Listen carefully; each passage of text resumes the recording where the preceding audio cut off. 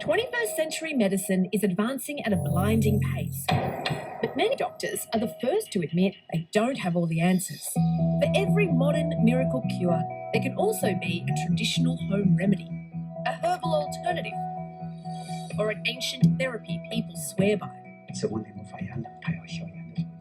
Many of these treatments have been handed down the generations. But how many of them actually work? Hello. Step into my office. Thank you. I'm Jan Fran. Why do you think it works? And in this new series, we meet the everyday Australians who claim their homespun health cures work miracles. What do you got? Plain yogurt or dandruff? It is hemp kombucha. Breastfeeding enhancing smoothie.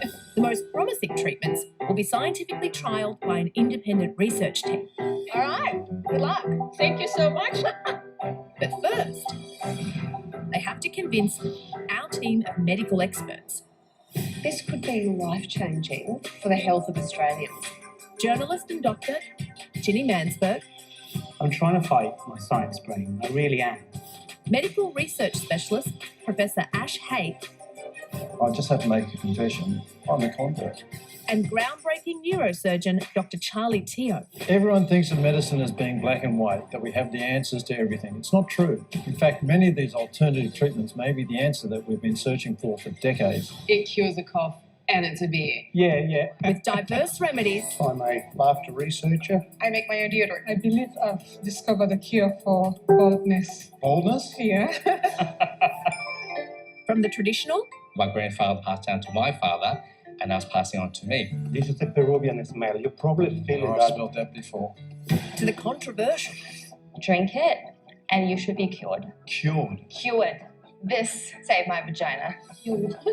And extreme. It's maggot tea. No way is that going up my... Oh my God. The pressure is on to decide It tastes great. which treatments are worthy of a real-world scientific trial. Asha, I'm going to completely disagree with you here. I think this is everything that this show is about. This is medicine or myth.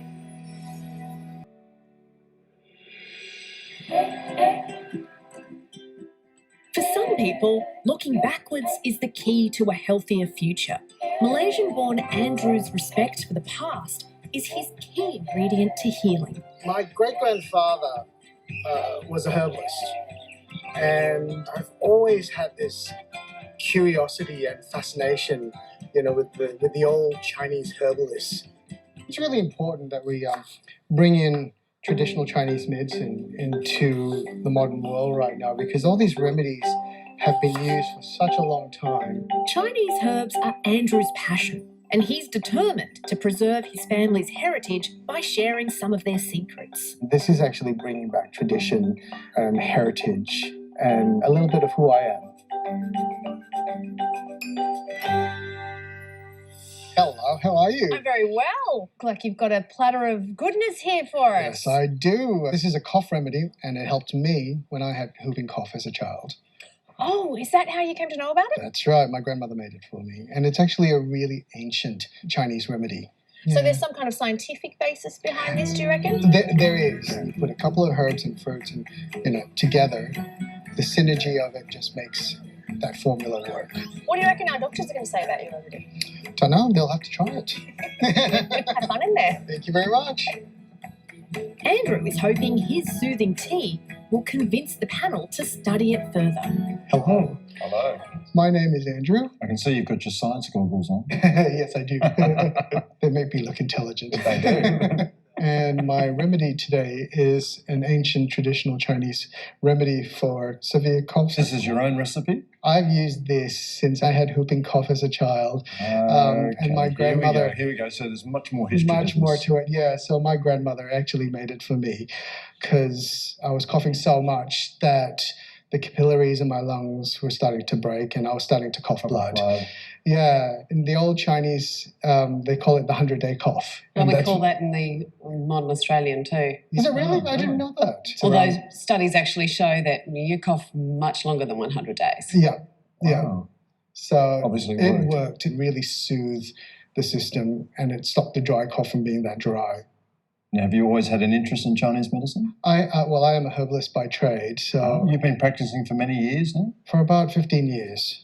I think I've always had that interest. Wanting to be a healer of other people? Wanting to be a healer, but I also love the ritual and, picking out herbs, like going with my mother and grandmother to the old apothecary and seeing all those drawers of herbs, and they just go, what do you have? They check your pulse, and then they start picking stuff up and weigh it in this little scale. It's just, as a child, it's magical. You're a different person to me. I rejected my past. I wanted to become Australianised. Right. I didn't want to have anything to do with my Chinese past. I was mocked at school, subjected to racial vilification, and the last thing I wanted to do was to embrace my past. Now that I have, recently, I must say that I share the same sentiments as you. Thank you. So you said this is works on whooping cough. That's an infection, isn't it, of pertussis? It's really serious in babies who can die. Right.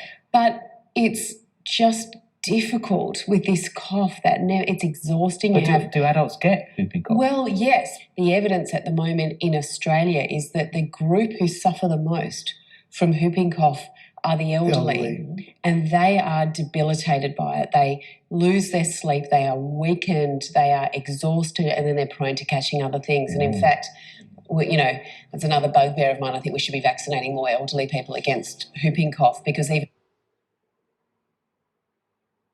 it's not a perfect vaccine, it's a whole lot better than catching it unvaccinated. Despite a national vaccination program, whooping cough is still common. The most recent data reveals more than 20,000 reported cases of the disease in Australia. So how do you prepare it? It's really, really simple. It's basically figs, north and south apricot kernels, honey dates, rock sugar and apple. Yum. Put it all into a pot with 3 litres of water and you boil it down. And you drink it like a tea. You drink it like a tea. So figs are usually used in Chinese remedies for coughs. The rock sugar will help the tickle in the throat. Dates in Chinese medicine, it's all about pulling everything together. And it also helps with the gut. And as you know, all your serotonin and melatonin is made in your gut. So if you can produce more of that in your remedy, it will help you rest and therefore get well faster. And the apple, besides the fact that it's high in antioxidants, also nourishes the bodies. Because I guess when you're coughing the way that I did, you really don't have the energy to eat. And sometimes just that little bit of nourishment will help. Excellent. Okay. Yeah. I'd love to taste it. Yeah, of course. It just sounds so good. Fig apple. Tastes amazing. And it's quite a unique flavour from the north and south apricot kernels. There you go. Thank you very much, Emily. Thank you. Lucky lass. See how respectful he was? He gave it to the eldest person first. Thank I like you. There you go. All right, guys. Okay, cheers. Bottoms up. Yum. It is nice. It's a bit sweet. It is very sweet, yes. People love and come back to this remedy because it just tastes nice. And it's great for kids. Kids can have it. There's no side effects to it. Chronic cough is a problem. I do know that we don't address it very well. I like the fact that you've combined folklore with science, and you've come up with very specific quantities of these components, and they all have a reason behind them. That's right. And I must say that if I had to vote, I'd be voting for this to be taken to a trial. Oh, thank you. From the conventional scientific perspective, I'm interested. And I know that some Chinese medicines have been studied by Western medicines, and some active ingredient has been isolated. So I'm really interested in it. Absolutely, there's so much more for science to try and investigate what's going on. So I think we should send this to trial. Wonderful. I've polished mine off. I would drink this all day Oh my because God, you have to. I know, I love it. I think it has everything that I love in there. So I think we're going to take this to trial. Oh, fantastic. This is really exciting. It's very exciting. Yeah. Now I can actually see what my grandmother gave me, from the scientific perspective as well. Thank you. Excellent, Andrew. Cheers. Cheers. We'll delve deeper into Andrew's remedy later in the program. Oh, you got a trial. I got a trial. I know, it's pretty exciting. Congratulations. Yes, How you thank feeling? It comes out that it's fantastic. Great. People need to know this remedy. And if it's not, it's a placebo, then we'll just have to enjoy it. For the taste of it, it's a win-win either way.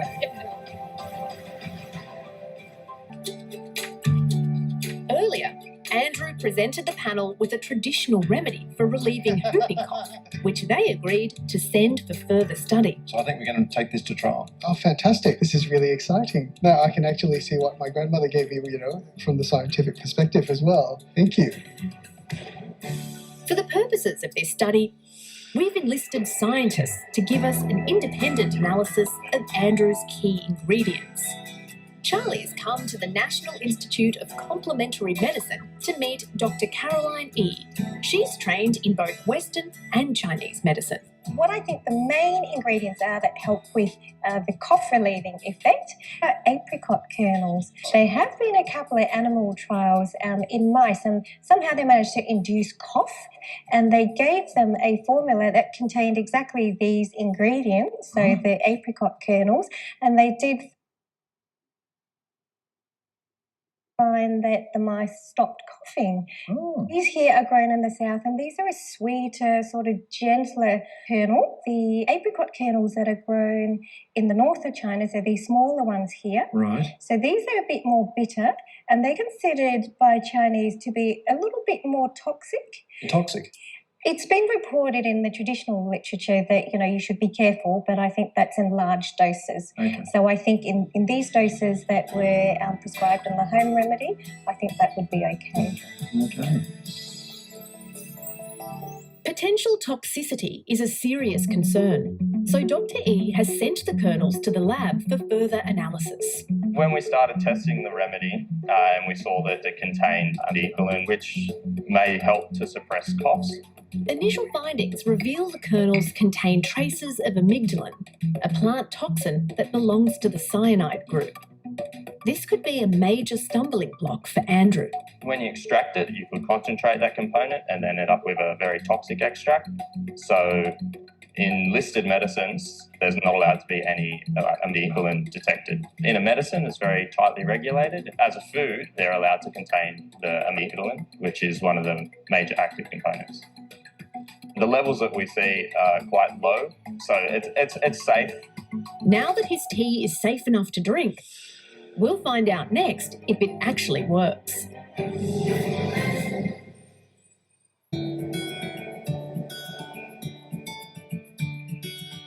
The time has come to reveal the results for Andrew's herbal tea for relieving whooping cough.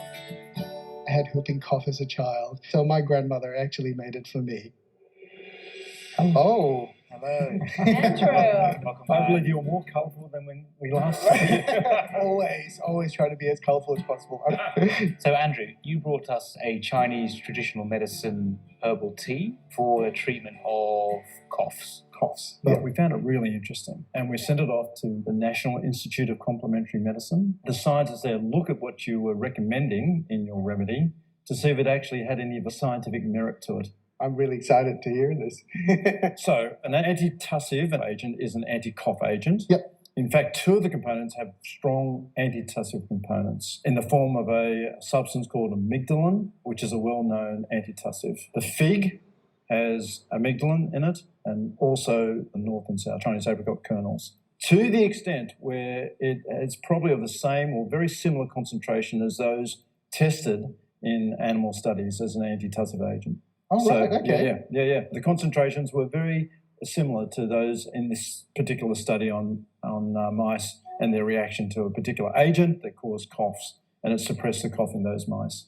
So absolute scientific evidence to show that components in these substances actually do have an anti-coughing effect. Wonderful. We know that a lot of over-the-counter cough medicines are not recommended, particularly for younger children, because the side effects outweigh the benefits. And we couldn't really find anything that had any major red flags on it. So that was quite interesting and quite hopeful for parents. We really appreciate you bringing this to our attention, to the public's attention.